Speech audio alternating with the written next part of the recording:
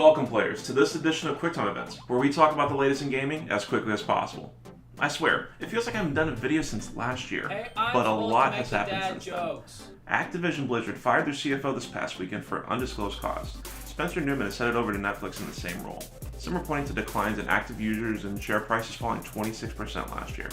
Others point to last year's call where it was admitted that Destiny 2 Forsaken didn't perform like they had hoped.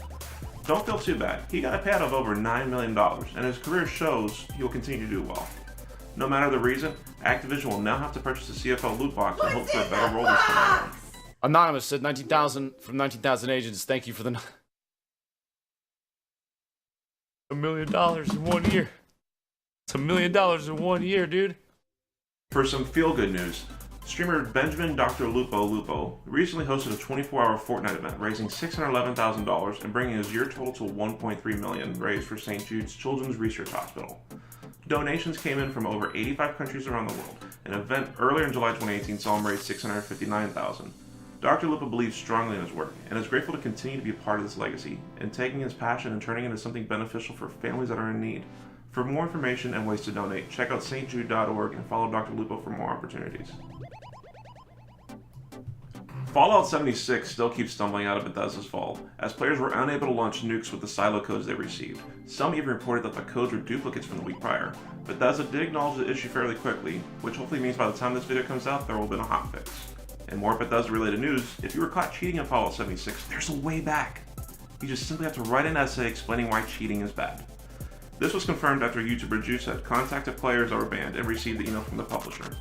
The second best part is that we're partnering with Marvel for our first game. Marvel! And what may be the ultimate dream for startup studios everywhere, Second Dinner announced that they would be making a new game in collaboration with Marvel Studios.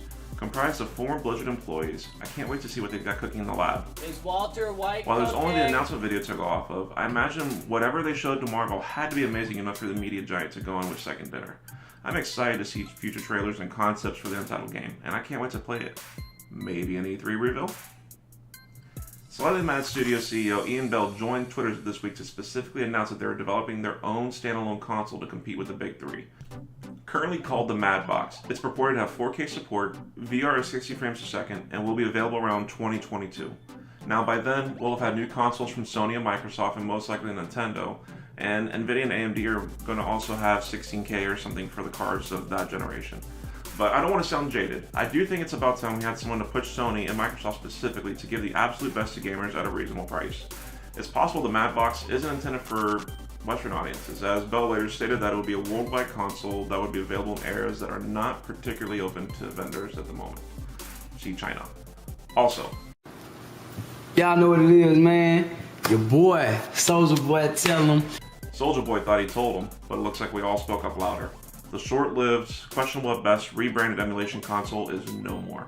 Also, no word of support for the two people who bought the console. Nintendo has officially shut down any hopes of seeing Bowsette becoming canon. In an indirect yet firm manner, the Super Crown description for New Super Mario Bros. U Deluxe for Switch stated the following. When Toadette finds one of these, she can transform into the super-powered Peachette. Sorry Luigi, only Toadette can use this item. Fans around the world are going to have to wait a little bit longer, relying on fanfics to get them through the next dark years.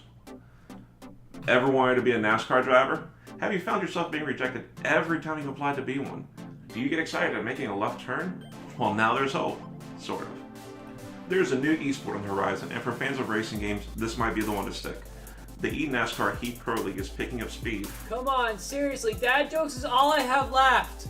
With a recent collaboration by NASCAR, Race Team Alliance, and 704 Games. There's going to be 16 teams, 32 drivers, all owned by and representing real-life teams. Qualifiers are still ongoing, but the season begins spring 2019. I'll be honest, the gamer in me thinks this is weird, and the gearhead in me is weeping profusely. But then again, I didn't score a partnership with NASCAR, so either way, 704 Games is going to have this dip going. And they also plan to introduce random variables that would not be possible in the real world as a way to entice and drive viewership. Seriously, I cannot let this idea go. It's just... But I have to, because that's all the news I have this week for QuickTime Events. Be sure to hit the like button, read more about the topics discussed in the links below, subscribe for more content like this, and don't hesitate to check out some of our other videos on grinding gaming. What's in the box?